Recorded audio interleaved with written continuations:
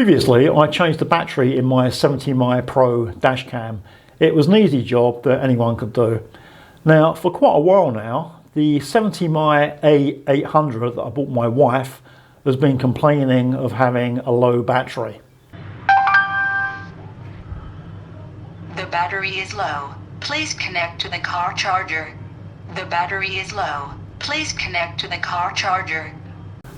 I assumed that replacing the battery in the A800 will be similar to the 70mai Pro. It's not. It's completely different, and it is a horrible, horrible job. Let me explain the theory first. And what you do is take off this sticker. That reveals two small holes, and in those holes are two tiny little screws. Remove those, and then you should be able to separate the two halves of the camera. That's the theory. In practical terms, those two screws are completely unnecessary, because if they weren't there, there is no way on earth that the two halves of the camera will separate by themselves.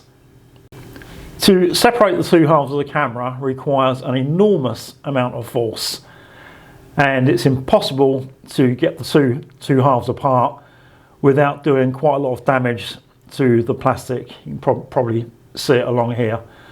There's nothing to help you. There are no slots to help you prise them apart. You've just got to try and get something in there, a small screwdriver, and then just leave them apart.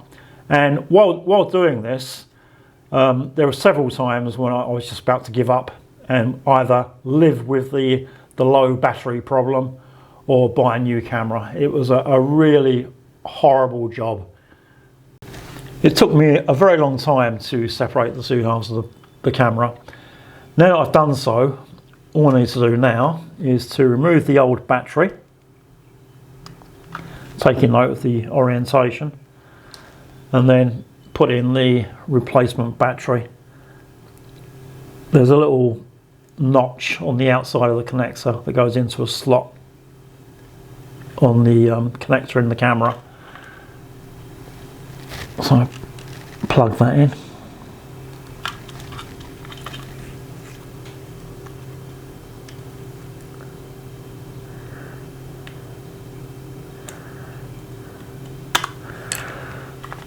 This lead on the new battery is quite a lot longer than the old battery as well. I'm not sure if that's going to cause any problems.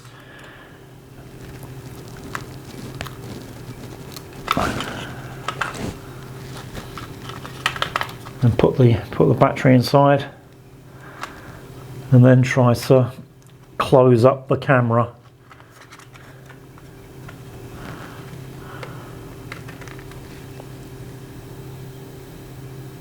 Zoom out of it so you can see a bit more. Oh, one thing, before you prise the two halves of the camera apart, remember to take out the SD card. I didn't, and in the process I ruined the SD card, so I'll now need a new one. This camera really wasn't designed to be opened up for a battery replacement, which is quite annoying.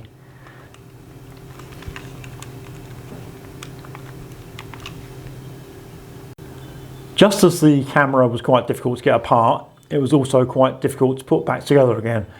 However, I've done it, and the new battery needs to be charged, so it won't work on battery power. But I've just plugged it into the car, and it does actually work, which quite surprises me.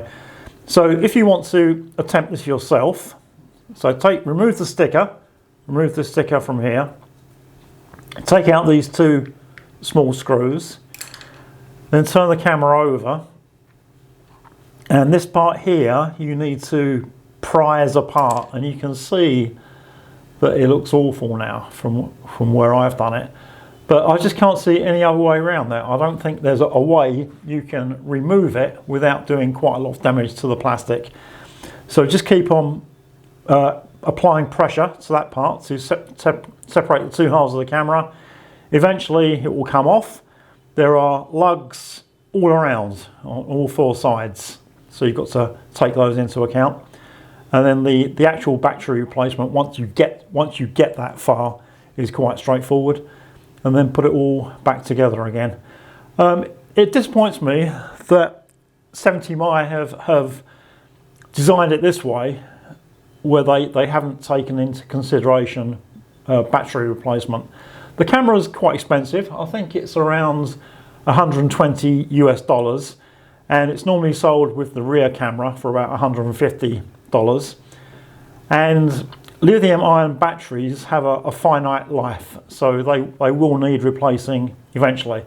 So they should take that into consideration and make it easy for the user to change the battery, which they haven't.